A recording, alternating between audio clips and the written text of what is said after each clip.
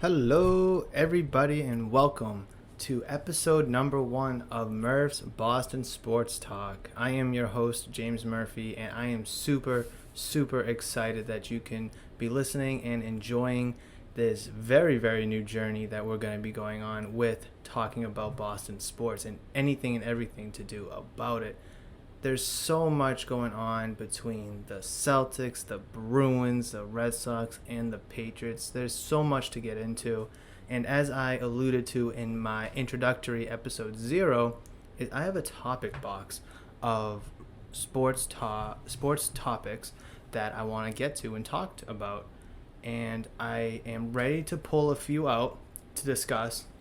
But before I do want to mention that I appreciate you, if you're listening, obviously, that you're joining me for this crazy ride that we're going to be going on. And what better time to start at the beginning of 2021 with the football playoffs going around. The Celtics season just started. The Bruins are about to start in a couple of days, or depending when you're listening, already has started. The Red Sox are in the midst of a quiet off season, which is something we will address actually later on in this episode. Is their 2021 season. Hopefully they'll be a lot better than their 2020 shortened season. So I'm gonna pick out of my little container here. Actually, it's like a little bin that I got from Walmart, and I painted it.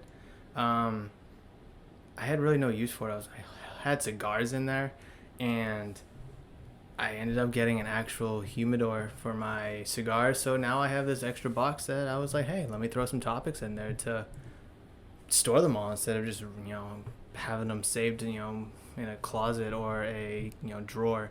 So first topic here is Justin Fields, Mac Jones, Kyle Trask, or Zach Wilson as number 2 quarterback in the NFL draft. And by the way, keynote, I wrote 30 or so topics beforehand during my whole planning implementation process of this podcast, and I just threw them in that container, that little bin that I was talking about, and this is one of them right here. This is the first topic that we're going to be talking about, and I say Justin Fields, Mac Jones, Kyle Trask, or Zach Wilson as number 2 because I think anybody in their right mind can agree that Trevor Lawrence will be going number 1.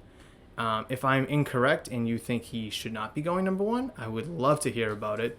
Love to hear your reasoning why Trevor Lawrence should not go to the Jags at number 1. I think he has everything that it takes to be an NFL quarterback. He's getting a lot of comps that Joe Burrow got last year at LSU. He's getting a lot of comps of Andrew Luck when he was coming out for the draft. And before that, the next big sure thing quarterback, Peyton Manning, I would have to say. And if we look back, Peyton Manning, Andrew Luck, both very successful. Joe Burrow had a very successful rookie campaign. Unfortunately, he did tear his ACL halfway through, but looking at what he was able to do in the games that he did play, we can tell that he has that it factor. So that's why I raised the question: Fields, Mac Jones, Kyle Trask, Zach Wilson at number 2. And some people, if you're listening now, you might be thinking, well, what about Trey Lance from ND State? I'm not high on him, and I could be in the minority on that one. He's had some nice games. I will admit, he's had some nice games, especially last year. I know he didn't play this year, but I don't know. Was last year a fluke? Maybe. 28 touchdowns to 0 interceptions. That's good stuff. But don't forget, it's college football, and he plays for ND State. And does he have that it factor? Potentially. He could be the next guy for whoever drafts him, but I just feel like there's not enough of a sample size there to kind of go off of to warrant to be in that kind of tier 2 class of quarterbacks. And I'm going to say Trevor Lawrence is tier 1, and I'm going to say Fields, Jones, Trask, and Wilson are all tier 2. I think Trey Lance kind of starts that tier 3 category of like the late first round, early second round quarterbacks. And we've seen quarterbacks in the past that were projected first round picks drop to the second and third round. So it's definitely a chance that he or maybe anyone else on this projection drop as well. But I just think there's a fine line between him and those tier 2 quarterbacks. And I must say, even though I mentioned that he plays at North Dakota State, I have to say that Carson Wentz did play at North Dakota State as well. And it was between Wentz and Goff when they were coming out of college for the number 1, number 2 pick. So maybe North Dakota State is low-key good at producing quarterbacks. Not that Carson Wentz is any by means this great quarterback. He's shown flashes of it. MVP type caliber player at one time. That's a conversation for another day that we can indulge in another time. However, back to my proposed question, my topic at hand here. Justin Fields, Mac Jones, Kyle Trask, Zach Wilson. Now, you might be asking me, hey, Murph, how does this have anything to do with the Patriots? I thought this was a Boston sports talk. It does. It does involve the Patriots because the Patriots need a quarterback. I think that's pretty obvious. We've seen what Cam Newton can do, and there was a lot of hype behind him, which obviously did not work. And the Patriots really need a quarterback, especially if Jarrett Stidham's not the guy. And I personally feel like that Stidham's not the guy. I wanted him to be the guy, but when the Patriots were just sucking and losing and just really struggling to stay in games, Belichick never went to Stidham. He kept Newton in for a long time. I mean, Brian Hoyer even started that Week 4 game at Kansas City where Newton was out due to COVID. And when the Patriots got officially eliminated from the playoffs, Newton was starting in Week 16 and in Week 17 when I think that's the time to see if Stidham is the guy. Give him those 2 full games, those 8 quarters to see if he's the guy. I don't think he's the guy. I mean, he just didn't get enough looks during the season, whether it was against that Chargers game when you were up 45-0. He did get some playing time there, but I feel like he should have been playing earlier. And the blowout games that the Patriots were on the wrong side of, he didn't get many reps there. I just don't feel like he's it. And if we look back at last draft, the Patriots didn't take a quarterback, and they easily could. And you're going to hear me time and time again talk about Jordan Love, and I think he's the next guy. Unfortunately, he's behind Aaron Rodgers. That's also a topic for another day. But if the Patriots thought that Stidham was the guy, then they wouldn't have drafted a quarterback at that time, and they didn't. So they must have thought Stidham was the guy. What has changed? What has changed? Why isn't Stidham the guy anymore? So that brings me to my proposed question is, who should the Patriots draft at 15? And I think they should draft a quarterback, me personally. If I was the GM, if I was Bill Belichick of the New England Patriots, I would go quarterback. Now, which one? Well, we got to kind of figure out, after Trevor Lawrence, who's the guy. And we have Zach Wilson, excellent quarterback from BYU. He has that kind of swagger and that like carefree, rah kind of attitude that you love to see in a quarterback. He reminds me a little bit of Baker Mayfield a couple years ago when he was coming out of the draft. And we can kind of see that Baker Mayfield starting to turn into that number 1 quarterback that he was taken at. He's leading the Browns to playoff victories, and they have a tough matchup against the Chiefs. But he's doing some good things right now. He was struggling early on, but he's balling right now, and I see a little bit of that in Zach Wilson. Moving to Kyle Trask out of Florida. I'm not big on Kyle Trask. I never was. I know he was in the Heisman finalist, but is he really going to be that top guy? Is he really going to be the face of a franchise? Now, he absolutely could be. The stats definitely don't lie. He's a good quarterback. But did you see him in that game against Oklahoma? It was ugly. It was really ugly. And the game before against Alabama, he was pretty good. he was really, really good. And he has a really great year. I'm not going to take that away from the guy. I mean, he plays in the SEC. What more can you want from him? But I just don't see that it factor. And in a league that's driven around quarterbacks, if you don't have a quarterback, your team sucks. Look at all the bottom feeder teams. They don't have a quarterback. They suck. Look at all the top teams. They have a quarterback. They're good. It's that simple. It's that elementary. It's unbelievable. I mean, I've definitely been wrong before with my predictions and draft picks. I'm not going to lie. I thought Darren McFadden was going to be an insanely good running back. He wasn't. And I hope I'm wrong. Trust me, whenever I give a negative prediction or a negative take on a player or even a team, I hope I'm wrong. Except when I'm talking about New York teams. But I don't know. I mean, he's thrown for over 300 yards and over 400 yards multiple times. I just, when you look at the eye test, if you just take the stats out and look at for what the games he's played, does he look like he's that guy? Maybe. And that's the best I'm going to give him. I say he's going to go late in the first round. Maybe early second round. Who knows? If he's there for on the board for the Patriots, should they take him? Me personally, I wouldn't. I would hope for someone else. But if he's the only quarterback left out of this group that's on the board, then you kind of have to take him. Moving over to Mac Jones. Mac Jones has really, really grown on me. And I kind of thought he was a product of Devontae Smith and Jalen Waddle. And could you still make that argument? Sure. Yeah. Devontae Smith, Heisman winner. I mean, absolute stud. If Trevor Lawrence wasn't in this draft, you could make an argument for Devontae Smith going number 1 overall. A wide receiver going number 1. And Jalen Waddle is just that guy, too, at wide receiver. I mean, if it wasn't for Devontae Smith, Jalen Waddle's probably putting up comparable numbers. Very comparable numbers.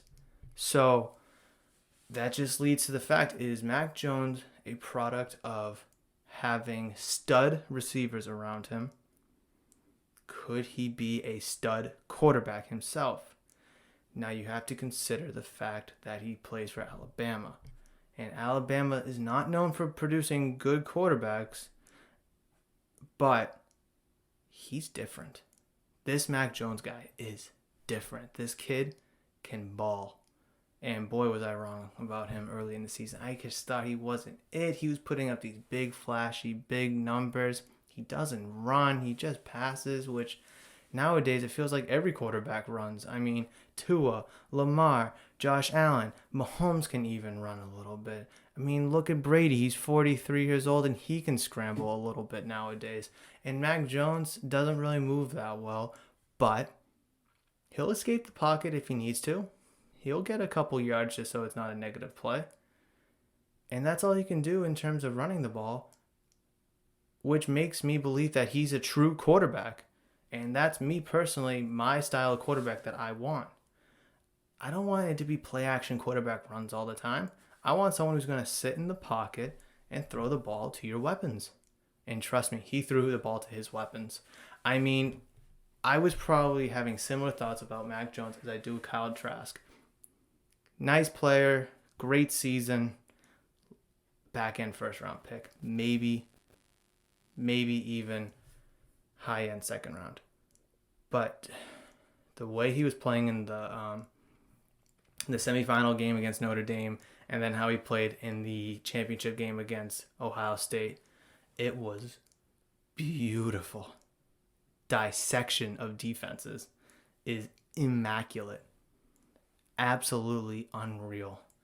His completion percentage is through the roof. Let me tell you. I want to read you his last 5 completion percentages for his last 5 games. I'm going to start with LSU on December 5th. 71.4. Arkansas, December 12th. 82.8. December 19th at Florida. 76.7. Notre Dame on New Year's Day, 83.3. In the championship game on January 11th versus Ohio State, 80%. That's nuts. That's absolutely nuts. So I think that Mac Jones has that it factor. Now, will those performances make him go in the top 10? Sure, absolutely. Could teams think that he's a product of Alabama and a product of having a great receiving core around him? Absolutely. There's no two ways about it that that's a possibility. But from what we've seen in his performance, I think there's no reason to think that he doesn't translate to the NFL, because he's your typical passing quarterback that you saw 10 years ago. Take the ball, drop back, stay in the pocket, pass the ball.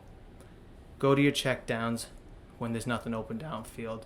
Move up in the pocket, scramble for a couple yards so it's not a negative play. He does all the little things that you expect from a quarterback very, very well. And that is something that I personally love to see in a young quarterback. Now, I was just talking about the whole staying in the pocket, throwing the ball, traditional style quarterback. Well, Justin Fields has shown that before, but is he that guy that just, like I said, stays in the pocket and throws the ball? At times, yeah. Not all the time. But he's a stud himself. And ever since he was a junior, senior in high school, he's been getting comps to Trevor Lawrence. And to a degree, he still does, even though he is a step back. But in high school and freshman, sophomore years of college, him and Trevor Lawrence were like 1A and 1B. For when they got to the draft, who would go number one? And it was always a toss-up. I just think this year from Trevor Lawrence really separated himself and kind of put Justin Fields back in that tier 2 class. So, here's what I like about Justin Fields. He's a gambler.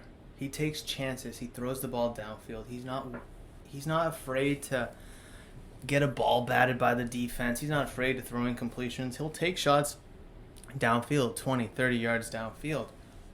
And he has the cannon to do so. I really think that Justin Fields can be that guy. And I understand a lot of the criticism he gets, how that he really took a huge step back towards the end of the season, not finishing the season strong. Granted, they didn't play a full regular season, which is no fault of his own. And, you know, could it have been a fluky game against Clemson in comparison to the rest of his season? Absolutely.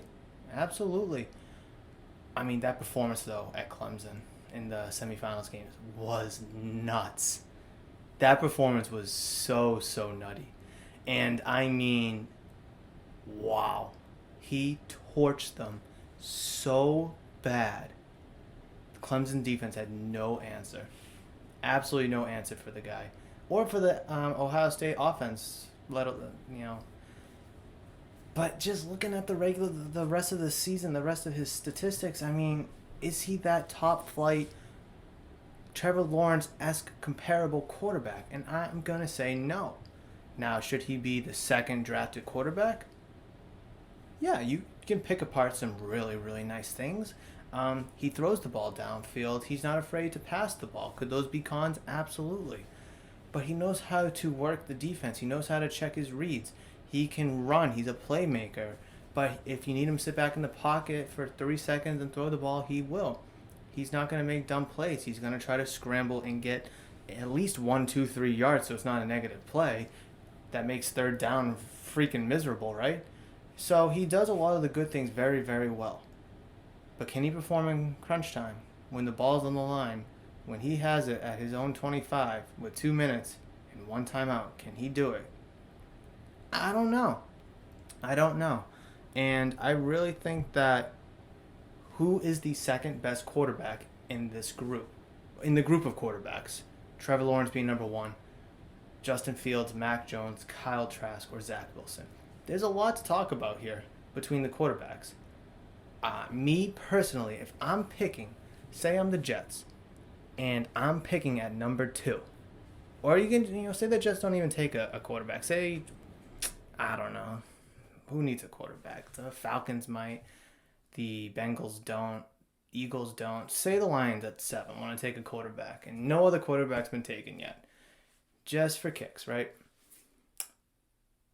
Who would I take? Justin Fields, Mac Jones, Kyle Trask, or Zach Wilson? Who is the second quarterback being taken off the board wherever he goes? I don't know. It depends on what kind of quarterback you want.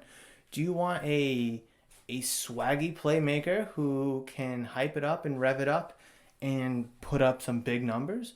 Do you want a quarterback that can put up big numbers but may struggle when it matters, but who knows how to play? Who knows how to play very, very good football?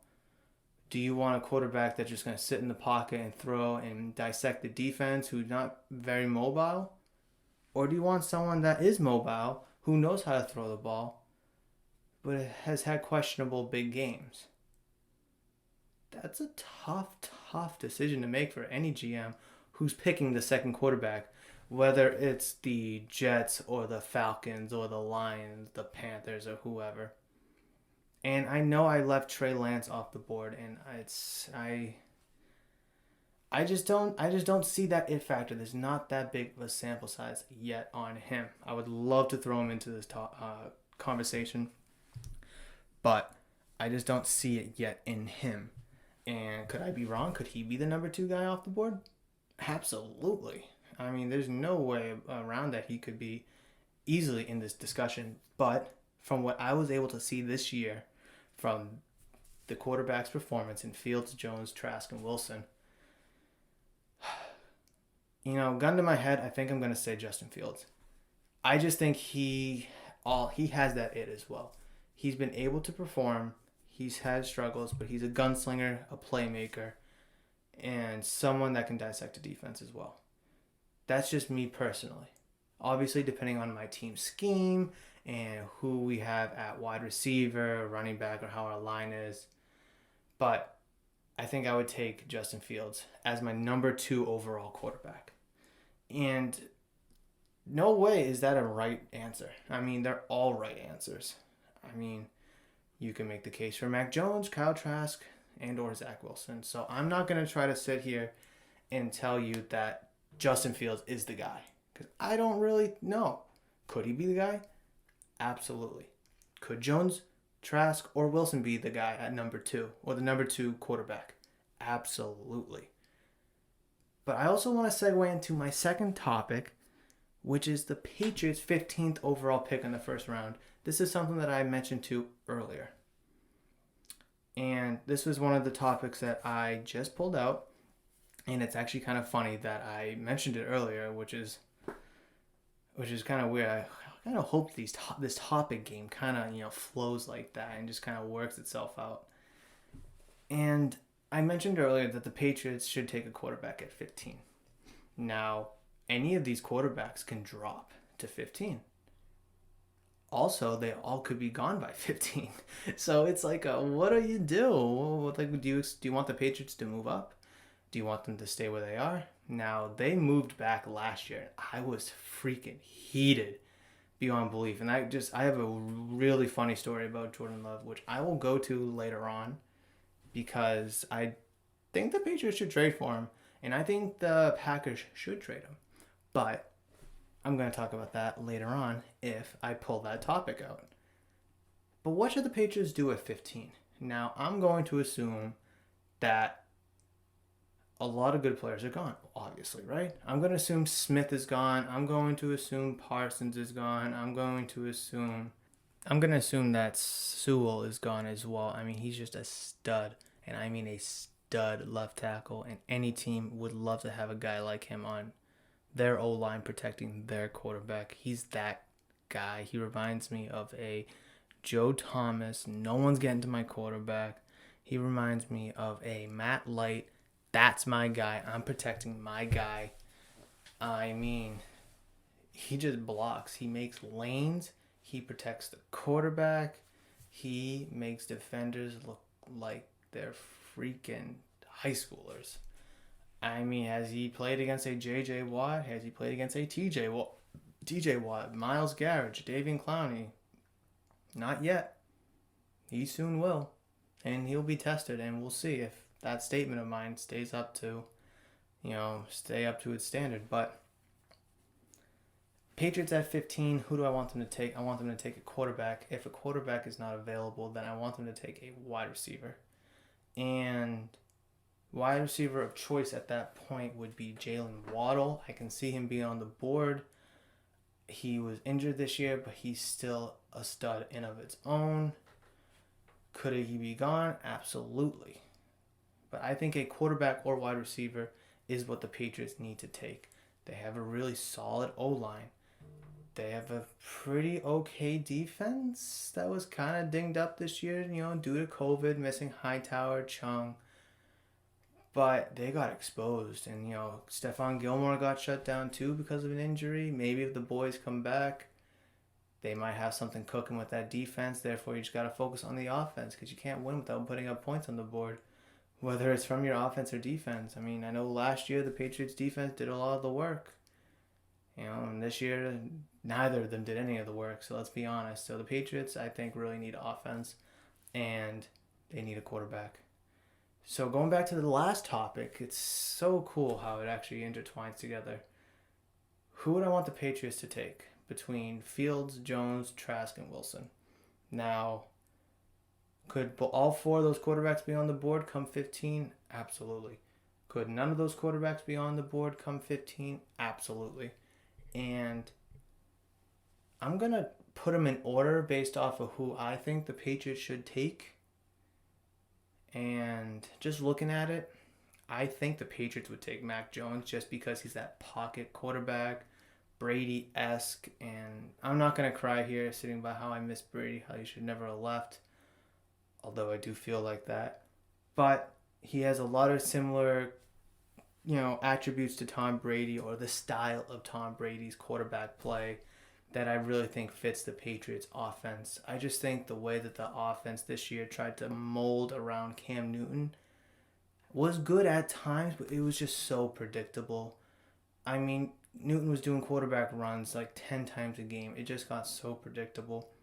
And if you have a quarterback like Mac Jones who really fits this scheme, or the old scheme of what the Patriots had for 20 years, that's a good fit for him. It really is. So, like I said, I think Fields is the second guy. You can make a case for all of them. I think, personally, the Patriots should take Mac Jones if he's available. If not, then I think they should go Wilson, Fields, then Trask. So, overall, Mac Jones, Zach Wilson, Justin Fields, Kyle Trask, if they're available in that order. If none of them are, Trey Lance. I mean, if Jalen Waddle's not there, I know Devontae Smith won't be there. Jamar Chase won't be there. I mean, Jamar Chase didn't play this year because of COVID, so maybe he might fall. Crazy things happen in the draft, and if he falls, you better scoop him. You better take him.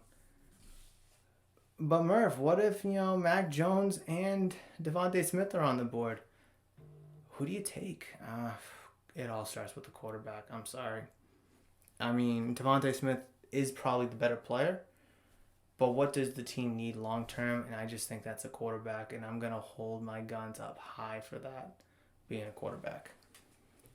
So, first two topics were Patriots related. I'm going to go digging in for the next topic here. And if it's football related, then this is just, the first episode is all about football. And the third topic, the Red Sox 2021 season outlook. Okay, so I don't know where to start. I don't know where to start with this. They sucked last year. Let's just be honest. They sucked last year. And I mean, did they do anything to get better? Nope. Did they improve the pitching staff? Nope. Did they bring another bat into the lineup? Nope. So, I mean, what did the Red Sox do? Nothing. And my Red Sox 2021 season outlook is not good. But I can't just sit here and tell you that and then just wrap up the episode. I won't do that. So, the Red Sox sucked last year. Yes, a lot of their players really regressed from 2019. I mean, JD Martinez, for instance, biggest culprit from that. Granted, it was only 60 games. It was 2 months. Could he have turned it around? In a regular 162, could he have turned it around come the start of June and then really heat up in the summertime? Absolutely. Could the pitching staff have done the same thing and got hot? Absolutely. That's unlikely to happen with the guys that they were trotting out there to start their games. Forget about it. Now, the bullpen also very much sucked last year, and there are guys available for the Patriots, my goodness, for the Red Sox to take, and they took nobody. They haven't signed nothing. Now, I know that they're up against the salary cap. Oh my God, I'm thinking football. Ooh, baseball. Okay, they're up against the they're up against the salary tax threshold, and I know they can only spend so much money. I know. They don't want to pay the luxury tax. I know. But you got a little bit of wiggle room. You got to put a team on the field that's competitive. I know you don't have a minor league and you're trying to rebuild that, so you can't trade for, you can't trade 4 top 30 prospects for some stud or Hugh Darvish or like a Blake Snell like the Padres just got. So what do? Do you just punt on this season again and hope for the best? Do you just kind of hope for the best in 2022? Do you kind of just play it out and hope for the best and that all your players kind of rebound and recoup and kind of make it a season? I think that's their mindset, to be honest, and kind of hope that they're in it by the deadline, make a small, minor Andrew Cashner move. Ugh. But I think that's their mentality, and that's what they're thinking of doing. I mean, Alex Cora is back, which is good, and people are saying that Alex Cora is the saving grace. Could he be? They won the World Series with the best record in 2018, but people forget that the Red Sox took a huge step back in 2019, and they weren't that good. I mean, they were good, but they really weren't that team that you expected them to be after winning a World Series. Now, I do want to try to instill a little bit of optimism. Just a little bit, so we have something to look forward to come next year. Red Sox did bring in Hunter Renfroe, a right-handed hitting outfielder, which is kind of someone who they needed. I'm not going to lie. Could they have done better? Sure, absolutely. But is Hunter Renfroe going to save us? Probably not, but he's definitely a good player to have. I'm definitely happy to have, a right-handed bat on the bench. It's definitely better than throwing, no one you've never heard of out there before. Red Sox also signed Matt Andriese, so they're making subtle, small moves within their financial restrictions to make the best out of 2021. And at this point, this is all we can really ask them to do. Wait for their young guys to develop. Bobby Dahlbeck, Rafi Devers keep going. Michael Chavis hopefully can take that next step, but he's kind of in a lost world right now, in terms of his position. Like, is he a second baseman, a first baseman, a left fielder? He's supposed to be a third baseman, right? Yeah. So, what are they doing with him? Keep him at second, keep him at first. Why is he in left field? Is he just out there just to get playing time because he has nowhere else to go? I hate that idea, and that's how you ruin players. That's what they did with Blakey Sweetheart. Yeah, Blake Swihart. They ruined him by making him a catcher and putting him in the outfield. Now, he's an athlete, he can play, absolutely, but that's not what you do with the guy just to get them at-bats and playing time. You put them where they're comfortable, you work on some subtle things in the background, and you get them to play. And obviously these players are looking to do anything just to get on the field and into the batter's box. But it's just like taking a player who's not used to that position or who hasn't played that position probably since Little League and throwing them out there after a week or two working on it during BP in practice doesn't bode too well. It really doesn't. Hanley moving from the infield to the outfield didn't work. Blake Swihart from catcher to the left field didn't work. And now Michael Chavis from the infield to left field. It's not like Fenway has an easy left field to play. It has the Green Monster, so it's very, very difficult. And you can't really put him in right field because right field is massive. Right field has its own, challenges and, dinks and doinks of its own. So it's like, where do you put him? You can't put him in center because that has its own little corners and crevices, and it's got the big alley out there in center field. So it's like, what do you do with this guy that deserves at bats, wants at bats, needs at bats, but you have no at bats to give? I mean, what, we're gonna put Michael Chavis behind the plate next? I mean, might as well, right? That's what we're doing with, putting players in positions that they don't play. Now, could they want to play it? Sure, but from a fan's perspective, that's not what we're looking for. We're looking for good players to play good. And Michael Chavis didn't, lose us any games in left field. I mean, he didn't win us any games either. But I don't see him as a left fielder. I really don't. I see him as an infielder. I was hesitant on him at playing second base, but second base is starting to turn into a position that's almost like a second first baseman almost. I mean, you got some big guys who know how to field the ground ball and who are athletes playing second base nowadays instead of another shortstop almost. So it's the transition of a second baseman is definitely something to keep an eye on as we get further and further down the road, 2021, 2, 3, and so on, because that position is developing and changing, I think, for the better. I mean, that itself is a topic for another day, but I like Michael Chavis at second base. I think he's a really good second baseman. He's an athlete. He can spin it. He's got a cannon. He's got a good glove. And he, it took him some time to get used to it. Like I said, he was a third baseman first, now second. So he, has his little, wrinkles there, but I think he fits at second base. I really do. And to see them kind of ruin him with left field, I just don't think it's the way to go.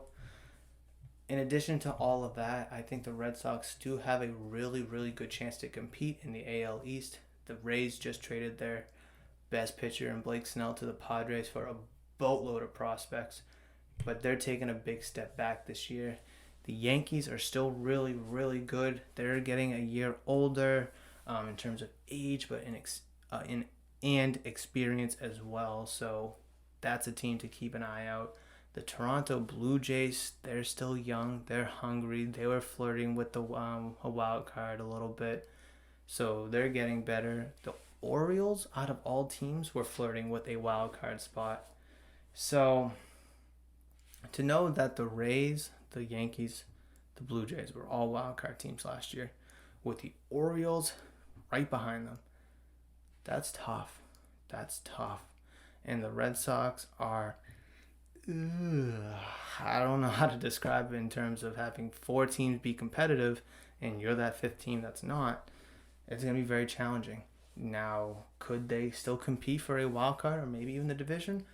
I'm going to be hopeful and optimistic and say yes. Could they? I don't know. I don't want to sit here and be negative Nancy, but I just don't see it right now, especially with the pitching staff that they don't have. Chris Sale hopefully can come back from Tommy John, sooner and healthy, but is he going to be himself when he comes back? It takes a while for a pitcher to come back from Tommy John for them to be themselves. So 2022 Chris Sales might be something that we have to look forward to. Eduardo Rodriguez, I mean, who knows, if he's going to even be able to pitch again, let alone pitch in 2021. Nathan Eovaldi was pretty much our only starter last year, and he had his ups and downs and his shaky starts, but he also had his good starts, so we got to look forward to that. I don't know. The Red Sox pitching rotation and pitching staff in general is just really, really not good. I mean, it's just that simple. I don't know how else to phrase it. I want to try to be optimistic, but it's just really hard. And just their performance last year and their lack of effort and care for the season, it's just so questionable. it was an obvious punt on the season, and hopefully this year they come back motivated better than ever, especially with quarterback. So hopefully we can see them really kind of take off and to be that team that we saw them in 18 and even into 19 as well. So that's my view on the Red Sox 2021 season. And just, a quick brief spurt, we covered a lot of good stuff in this first episode, and I'm really excited that this first episode is out for you all to listen to. I'm super excited. I hope you enjoyed this first episode that we talked about the quarterbacks in the draft, the Patriots at 15, and even the Red Sox here in the last 10 or so minutes, because there's a lot of good stuff. And I know the Patriots and the Red Sox in particular had a really bad season, their previous season, but there's a lot to look forward to because these are teams that know how to be good, want to be good, and thrive to be good. And they're not going to take this losing nonsense lightly. So hopefully come their next season, they're going to bounce back and be that top dog team that we know, love, and want them to be. So I just really want to thank you for joining me for this first episode. It's just been super exciting to just sit here and talk to you guys. Hopefully you were able to enjoy this content in this first episode. Definitely expect episode 2 to come out soon. But until then, I will see you in the next one.